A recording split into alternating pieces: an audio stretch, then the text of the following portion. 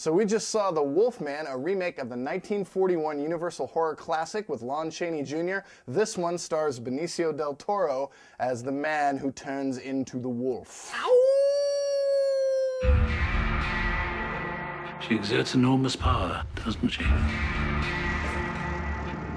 Do you believe in curses?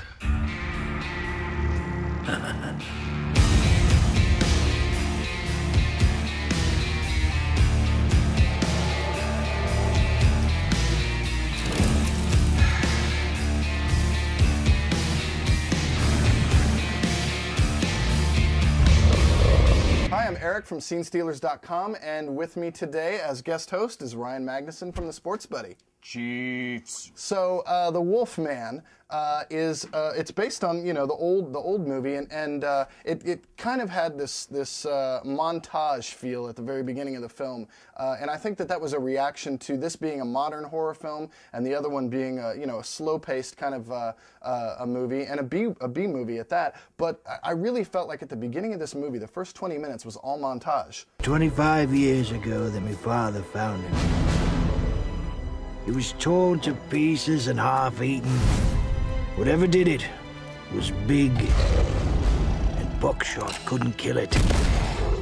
After that, my father went home and cast silver bullets.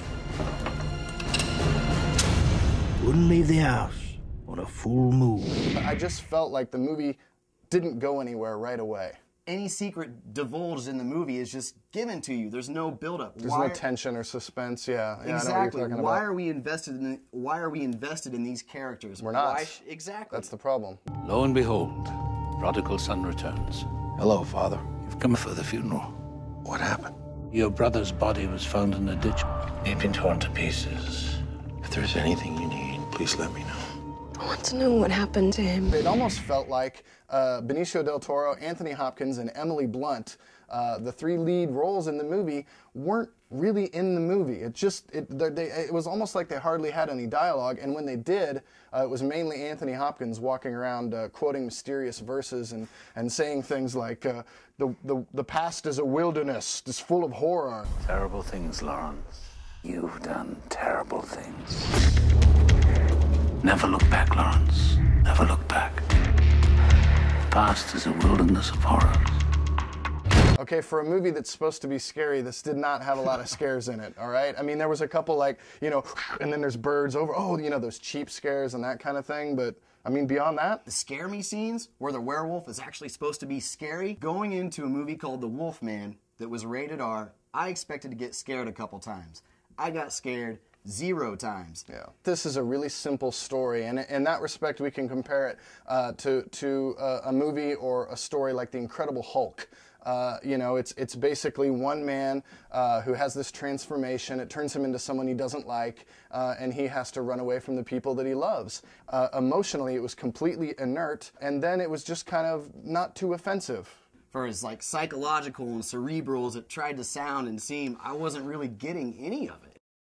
Okay, people are going to hate me for this, but let me be honest, okay? This movie hinges on the relationship with the father and the love story, and the love story does not work in this movie.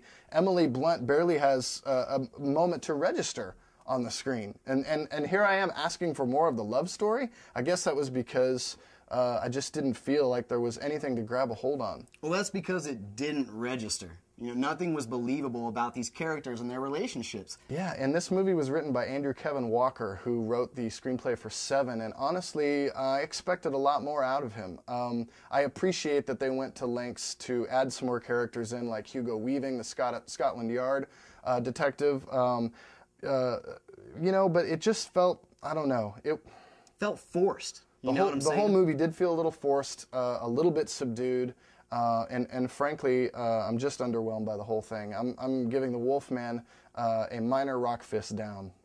This movie was just inconsistent. There were a couple scenes that I really liked a lot. Like when he goes in the room and has his trial or goes to get evaluated, you just know he's taken all these people out, perhaps, right? It looks brilliant, and then he gets out, he's all over the city, he's tearing up the skyscape, and it's amazing. And there's really a few scenes in this movie that look freaking great. And if the whole movie is like that, well then I might be inclined to feel differently. Minor rock fist down.